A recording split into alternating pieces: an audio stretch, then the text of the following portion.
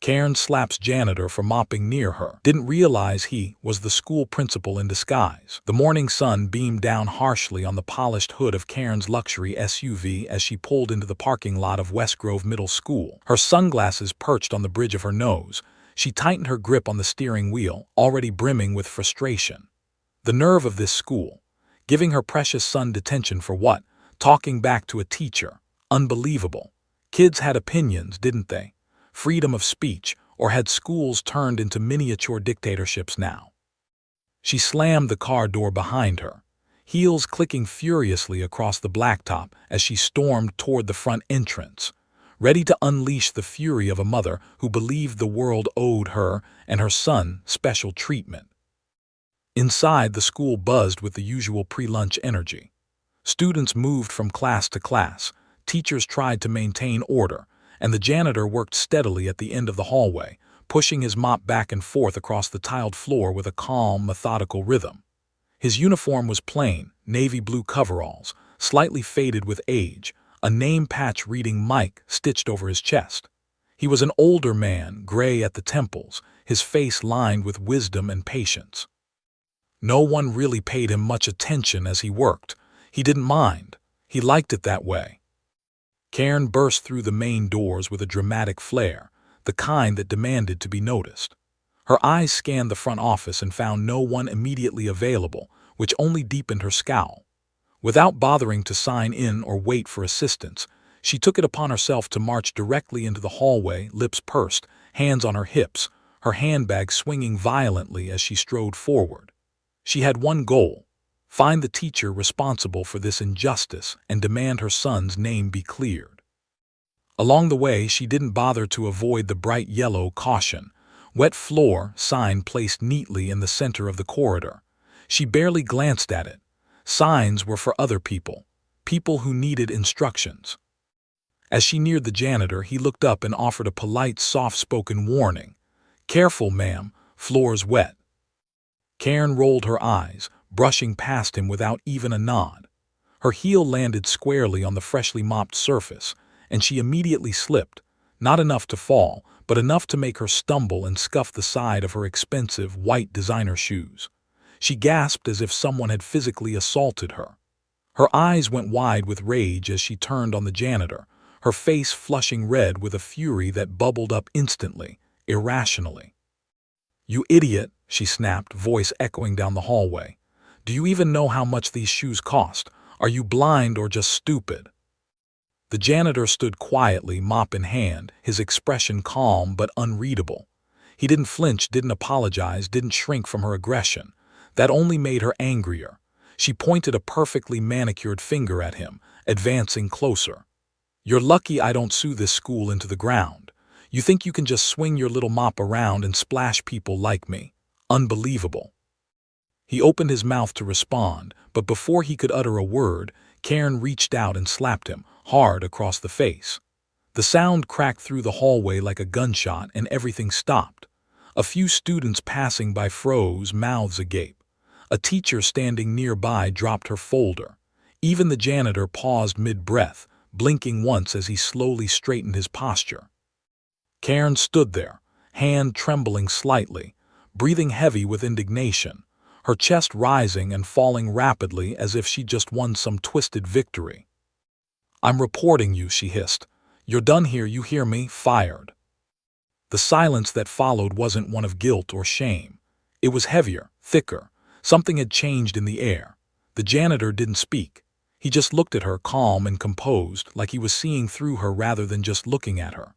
Slowly, he wiped his cheek with the back of his gloved hand, returned the mop to its bucket, and pushed the cart aside. Without another word, he turned and walked down the hallway, his footsteps steady and unhurried.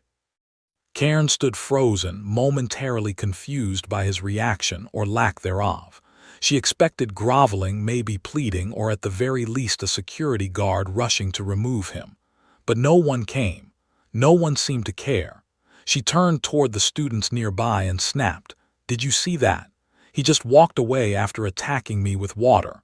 Go get the principal." One of the students, no older than 13, muttered under his breath, "That is the principal." Another kid gasped and elbowed his friend, and the small group quickly shuffled away, whispering intensely to one another. Karen blinked, the words hitting her like cold water. "What?" she said aloud, as if someone had spoken a language she didn't understand. "What did you say?" But the students were already gone, and suddenly the hallway felt different, not just because she was alone, but because the entire mood had shifted. Something wasn't right. She glanced down the hall where the janitor, no, the man she slapped, had disappeared. Her heart skipped a beat as she processed the implications. If he was someone important, if he really was who those kids said he was. "No," she whispered to herself, shaking her head. "He's a janitor, just a janitor." But even she didn't believe it now. A knot twisted in her stomach. She looked back at the yellow sign on the floor, then at her shoes, then at the hallway where teachers were now peeking out of classrooms. Every eye that met hers was filled with something she hated more than anything: judgment. Still fuming but suddenly less sure of herself, Karen pulled out her phone and started typing furiously. She needed to get ahead of this, needed to explain the truth before anyone else could spin a different version. Her fingers trembled as she opened her notes app to draft a complaint. This wasn't over. It couldn't be. Because if that man was the principal, then she hadn't just slapped a janitor. She slapped the highest authority in the school. And he hadn't even raised his voice. Not once. The next morning arrived with a heavy stillness over Westgrove Middle School. Though the sun shone as it always did and the buses rumbled in on schedule, there was an invisible buzz among the students and staff alike.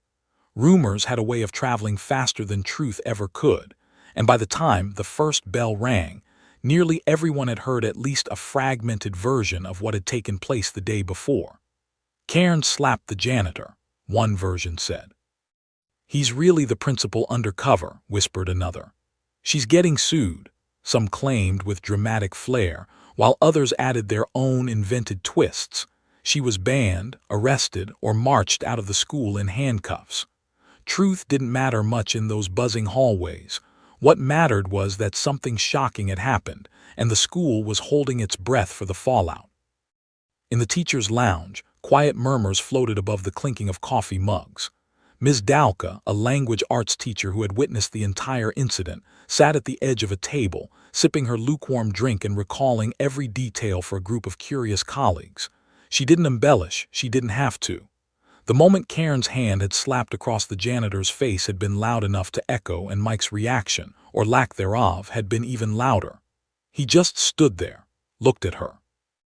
Like he knew something she didn't, she said. Then he walked away, calm, like he didn't need to say anything. That woman has no idea who she messed with. Meanwhile, in the main office, Principal Barlow sat behind his desk, not in his janitor disguise today, but in a pressed gray suit with a subtle striped tie. His demeanor was as calm as ever, though the lines in his forehead had deepened just slightly overnight. In front of him sat a small stack of papers, incident reports, witness statements, and a disciplinary file already beginning to take shape. He hadn't yet decided how far this would go. The slap had been public and aggressive, and if it had been directed at any other staff member, the consequences would have been swift and formal. But the fact that he had chosen to wear the uniform of a janitor that day, part of a school climate initiative he had launched to better understand the dynamics between faculty, staff, and parents, complicated things. Karen hadn't known who he was, but that didn't make her actions excusable. If anything, it revealed something far deeper about her character than she likely realized. The intercom crackled softly above the school as students filed into their classrooms. Across the building, the custodial staff worked quietly, aware that one of their own had made headlines among the students.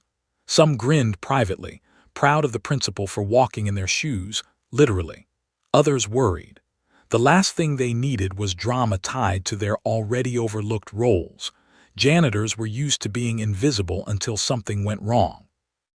It was rare for one to be at the center of gossip, and rarer still to be mistaken for someone of less authority and then disrespected for it. Karen herself, oblivious to the brewing consequences, returned to the school that morning under the assumption that everything had blown over. In her mind, she had done nothing wrong.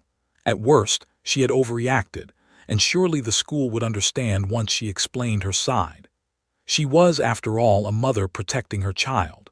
She parked in the visitor's space again, checked her makeup in the mirror, and walked into the building with her head held high. Her smile was forced, her eyes scanning for familiar faces. But something had changed.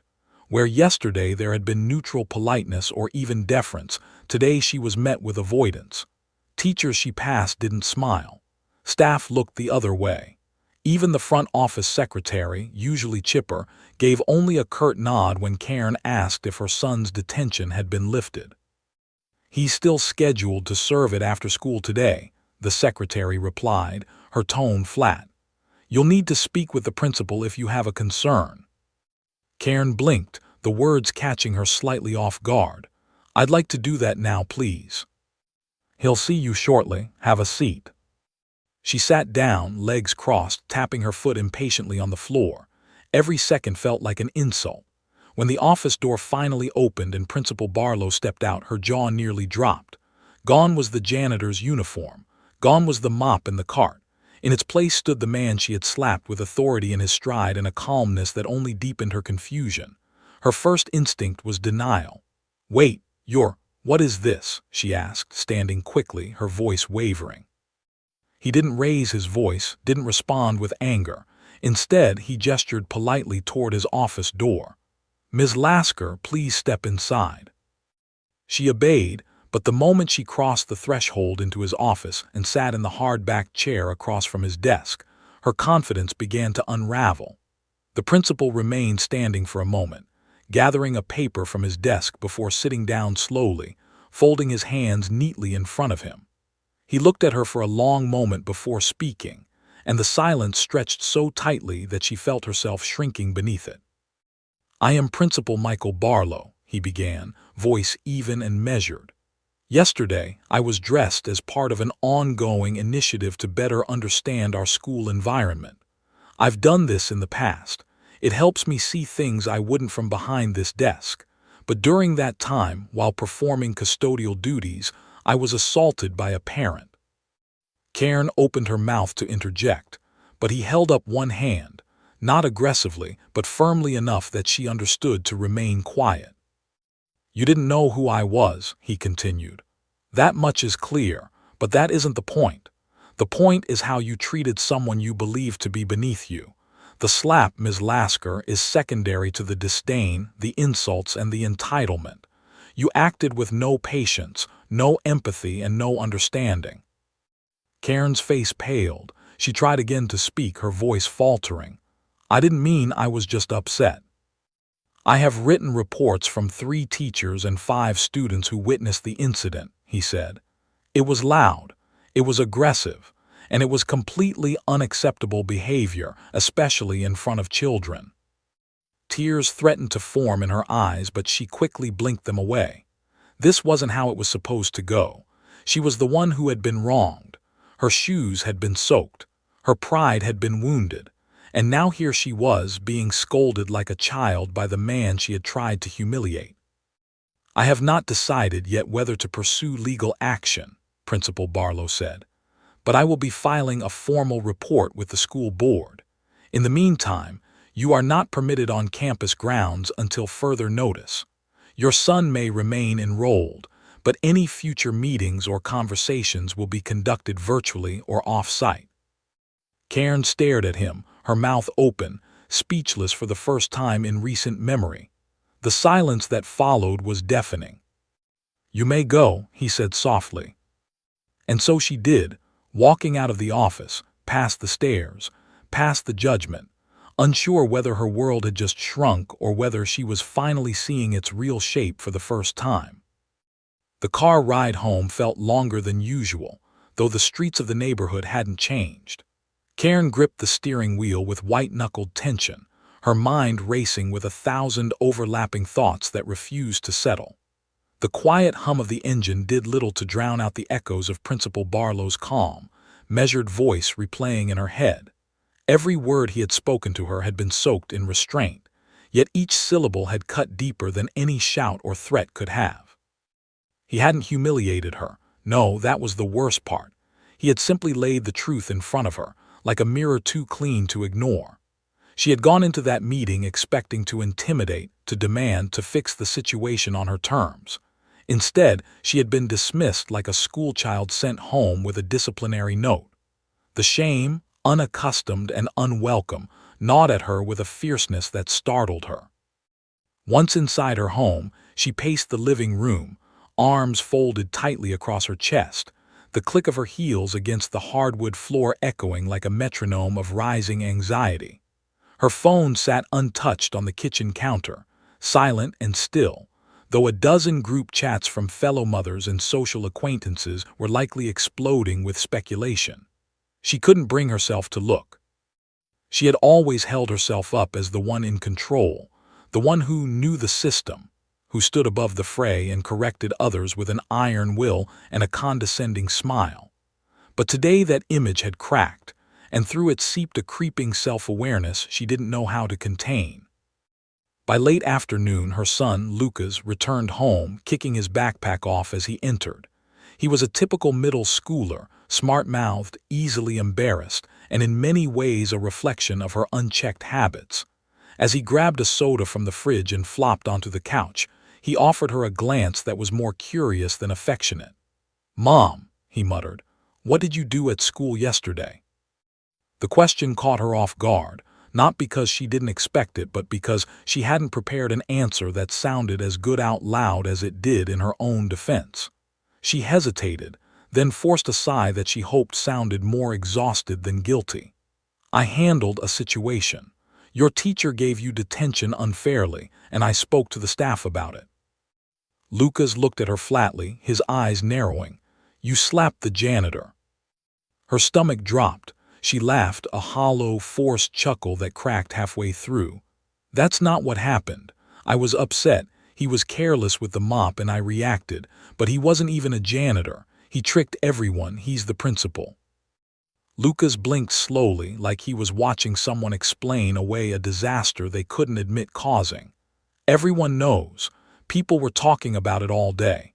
I heard 8th graders making fun of you. My friends were asking me if you really hit him. Ms. Dalka said you're banned from campus." Karen felt the weight of her actions slam into her all over again. It wasn't just the staff who knew, it was the students. Her son had become the punchline of a story that would likely be retold in whispered laughs for weeks. She had tried to fight for him, or so she told herself, but instead she had made him the center of ridicule. And now, in the heavy silence between them, she saw it clearly in his posture, the embarrassment, the confusion, the distance. She opened her mouth to defend herself further but stopped. What could she say that wouldn't sound like a lie? That she was provoked? That the wet shoes justified her behavior? That she didn't mean to hit someone who turned out to be in power, as though hitting anyone else would have been acceptable?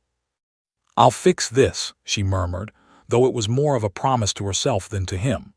Lucas just shrugged and turned on the television, his attention shifting, but the air between them remained thick and strained. The next day, Karen stayed home, watching the hours crawl by, expecting a phone call that never came. She imagined school board meetings, administrators murmuring in dark rooms about her conduct, her name passed around like a warning label. She couldn't shake the image of Principal Barlow's face, so calm, so unreadable. He hadn't yelled. He hadn't condemned her. He had simply shown her who she was by doing nothing at all. That indifference was worse than outrage. It meant he didn't see her as a threat, just as a disappointment. By the third day, something inside her shifted.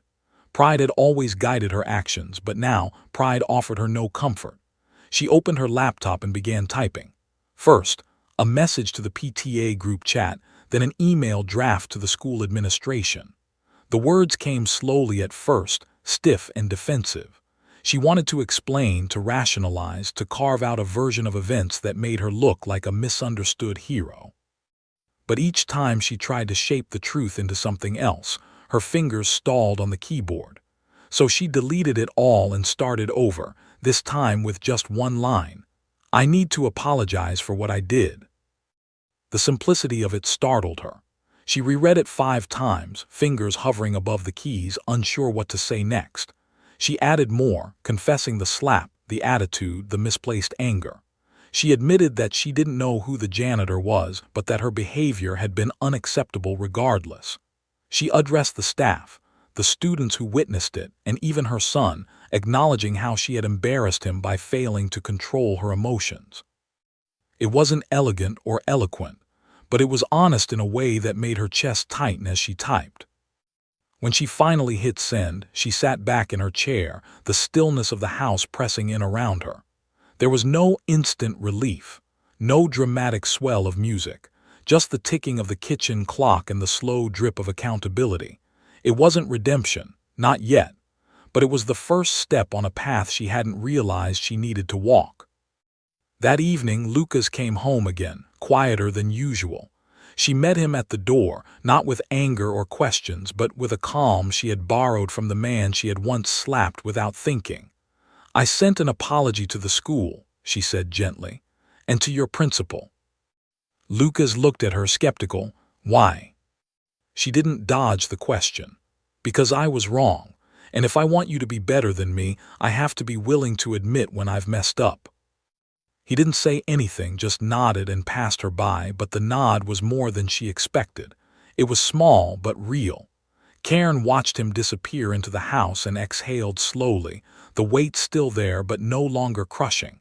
Maybe there was still room to change. Maybe this story wasn't over. The next week unfolded like the slow unspooling of a tightly wound thread, every moment stretching under the weight of the previous week's events. Karen moved through her days in a subdued haze, a stark contrast to the confident, quick-tempered woman the school community had come to know. Her email, which she had painstakingly written and sent to the school staff and administration, had been acknowledged but not replied to with any warmth or forgiveness. There were no follow-up messages, no responses offering absolution, just a stark and formal confirmation from the school secretary stating her apology had been received and noted by Principal Barlow and the school board. It was the kind of professional neutrality that left her more rattled than if they had berated her. It suggested she was no longer worth the time of a personal reply, and that stung more than any reprimand. At home, things were no less tense. Lucas had begun to withdraw. Where once he would chatter about school drama or the latest trends, now he mumbled responses and holed himself up in his room. Karen heard the muffled sound of his friends on group calls and caught whispers of her name when he didn't realize she was nearby. She had become a source of embarrassment, the mother who slapped someone at school and became the subject of memes and lunch table jokes. Karen tried to make up for it in small ways. His favorite snacks in the pantry, new sneakers she knew he'd had his eye on, letting him off the hook for chores, but nothing softened the chilly barrier that had risen between them. She had damaged not only her reputation, but her relationship with the person she claimed to be defending in the first place. But what struck her the most was the silence from Principal Barlow. She had expected a formal reprimand, perhaps a sit-down with the school board or a mandatory apology session in front of staff. But instead, he had left her to stew in the quiet space of her own consequences. The lack of retaliation was unnerving. She realized now that she had built her entire approach to conflict on the expectation that there would always be a reaction, anger, defensiveness, counterattacks. But Principal Barlow had denied her all of that. He had responded with calm, with grace, and in doing so, had exposed just how out of control her own actions had been. By midweek, Karen received a call, not from the school directly, but from a fellow parent on the PTA, a woman named Melissa who spoke with a tone that balanced between forced cheerfulness and tightly restrained judgment. Melissa informed her that the upcoming PTA meeting had been rescheduled, and that Karen's presence, while technically allowed, would not be encouraged until further notice. "Some of the other parents are still processing things," she said delicately, as though Karen had committed a faux pas at a garden party instead of publicly slapping a school employee. Karen thanked her numbly and hung up the phone, staring at the blank television screen in front of her. She had been slowly excised from the community she once tried to lead with an iron grip, and for the first time in a very long time, she had no say in it. The next morning she woke early, earlier than she had in weeks, compelled by a strange, uneasy energy. She showered, dressed in something plain, and for once didn't spend half an hour perfecting her makeup. There was no one to impress. Today wasn't about appearances. She packed a small envelope into her purse. Inside was a handwritten note, a real one, written on thick paper in the careful cursive she hadn't used since college. It was addressed to Principal Barlow, not an email, not a text. Something tangible, something that couldn't be ignored with a single click. She arrived at the school just after classes had begun, standing at the front office window with both hands visibly clutching the envelope as though it were a peace offering. The secretary gave her a measured look, neither warm nor hostile. Karen offered a quiet greeting and simply asked if the envelope could be passed along. The secretary nodded without comment and placed it gently into the day's mail stack. There was no request for a meeting, no demand for a reply, just the note. Inside the envelope, the letter was brief but sincere. Karen admitted she had behaved disgracefully. She acknowledged that she had not only disrespected a man doing his job, but had done so in front of children who learned more from actions than lectures. She admitted she hadn't just embarrassed herself, but had set a dangerous example for her son, one that had fractured their bond. Most importantly, she made no excuses. She didn't cite stress or confusion or misidentification. She said simply, "I was wrong and I am sorry, not because I was caught, not because of the fallout, but because I looked at another human being and saw someone I thought didn't deserve kindness, and that shame is mine to carry." She didn't expect a response. She didn't need one. Writing the letter had been more for herself than anything else, a symbolic act of humility that had taken her nearly 40 years to learn how to perform. That night when Lucas came home, she didn't press him for conversation. She let him eat in silence, do his homework uninterrupted, and vanish into his room. But hours later, as she was washing dishes, he appeared in the doorway, hands stuffed in his hoodie pockets, eyes avoiding hers. "Ms. Dalka said Principal Barlow read your letter in the staff meeting," he said without preamble. Karen turned slowly, water dripping from her hands. "What?" she asked, trying not to sound too eager. Lucas shrugged. "She said he didn't say your name out loud, just said he received a personal apology from someone who realized they had more growing to do. Said it was the kind of letter that reminded him why second chances mattered." Karen's throat tightened. She wiped her hands, unsure what to say, afraid that any response might ruin the fragile moment. Lucas shifted on his feet. "People aren't making jokes anymore. It's kind of old news now." She nodded, lips pressed into a thin, careful line. "I'm glad." Then, almost as an afterthought, he added, "It was a good letter." And with that, he turned and walked back down the hall, leaving her standing there with her breath caught in her chest, the tap still running, and the faintest thread of hope beginning to weave its way through the silence. Friday arrived with the crispness of a spring breeze rolling in early, the kind that made the air feel lighter, as if something heavy had finally passed. The school, once again bustling with the daily rhythm of students hurrying to class and teachers juggling morning prep, had regained its usual energy. The story of Karen's outburst, once the dominant undercurrent of conversation, had begun to fade from prominence, replaced by newer distractions and the ever-turning wheel of school life. But for Karen, the end of the week carried a different weight. It marked a personal checkpoint, a quiet culmination of a transformation that had begun in humiliation and slowly bloomed into self-awareness. She had not been back on school grounds since she delivered her letter, and she had no intention of returning uninvited. But when she received the email that morning, a short, formal message from Principal Barlow inviting her to a closed-door staff meeting, her hands trembled slightly as she read it. It was not a demand.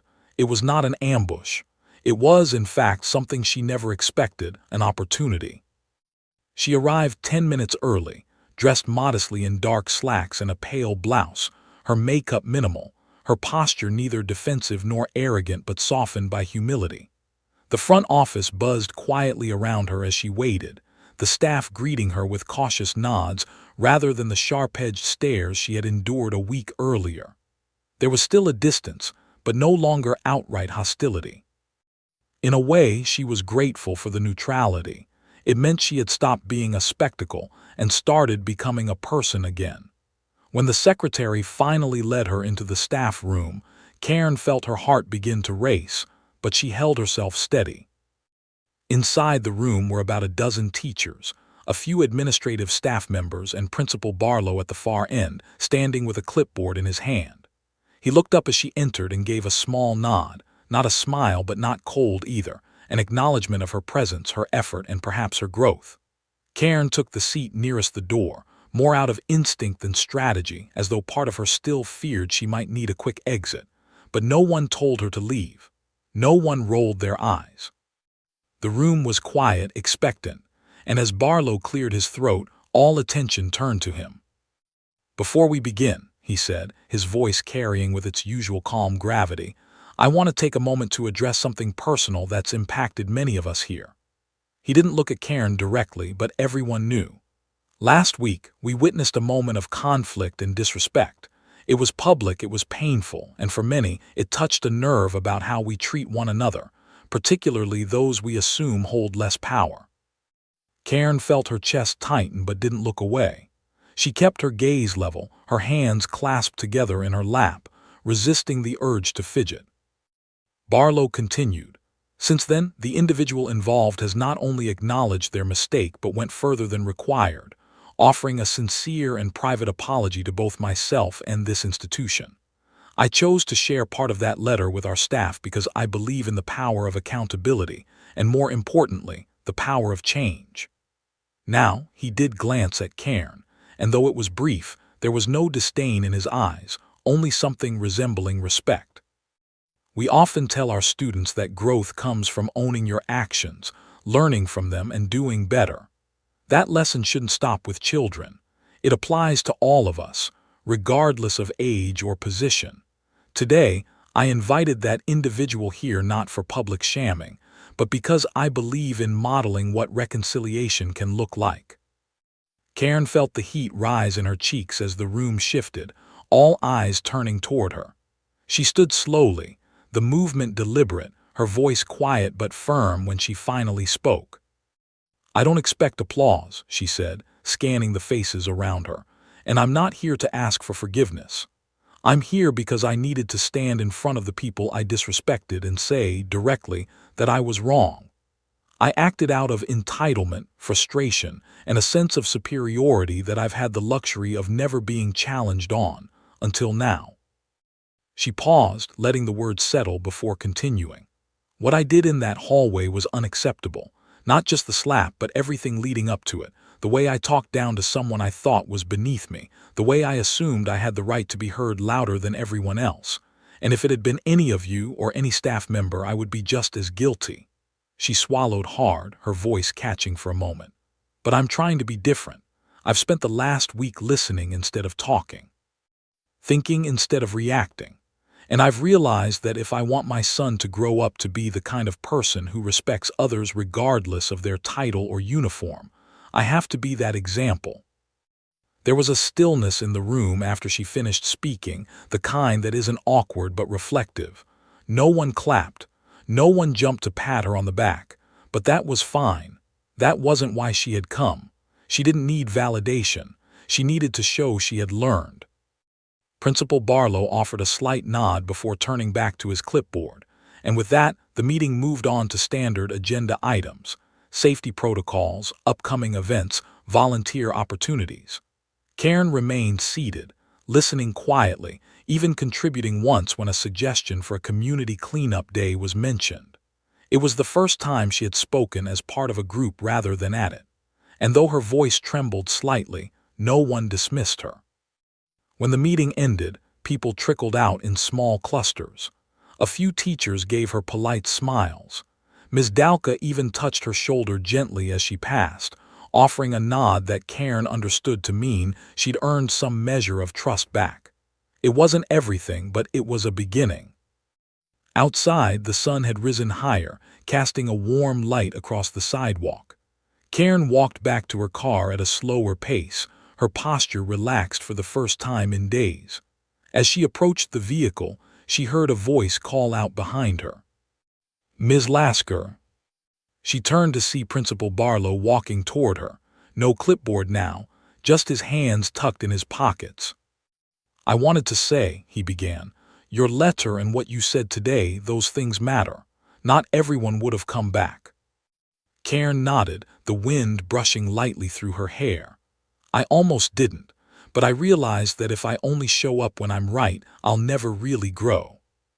He smiled then, small but genuine. "Growth is rarely comfortable, but it's always worth the effort." She nodded again, and this time the silence between them wasn't tense, it was understanding. As she got into her car and drove away, Karen didn't feel vindicated or victorious.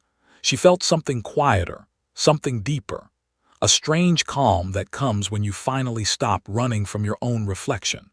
The story that had started in anger and arrogance had ended in humility, and maybe, just maybe, that was the real lesson all along.